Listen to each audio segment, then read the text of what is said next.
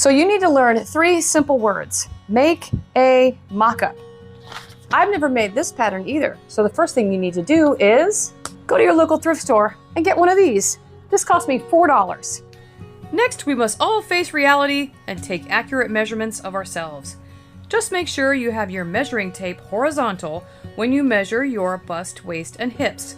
And now you want to check your measurements with the pattern's measurements. My measurements put me in a 12 in the bust, a 14 in the waist, and somewhere between a 16 and an 18 in the hips. Now sometimes your patterns will give you finished garment measurements. I'm not too worried about how it's going to fit in the hips because it's very pleated.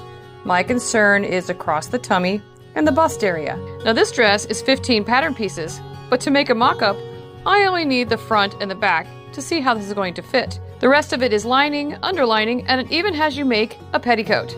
Now when I cut out any pattern piece, I am cutting the size I need. I do not take the time to trace off my size, and it does not bother me to cut into the patterns. As I cut from the waist to the bust, I'm transitioning from the 14 to the size 12. And after cutting out all of your pieces, make sure you are marking all of the important markings that are on each piece, like the arrows, circles, and boxes. This is so that your pattern pieces will line up correctly as you're sewing them together. Once you have your mock-up sewn together, you can make adjustments if needed. Overall, I like the way this dress fits. It's just a bit too big in the top, so I'm going to adjust that by taking in the upper sides.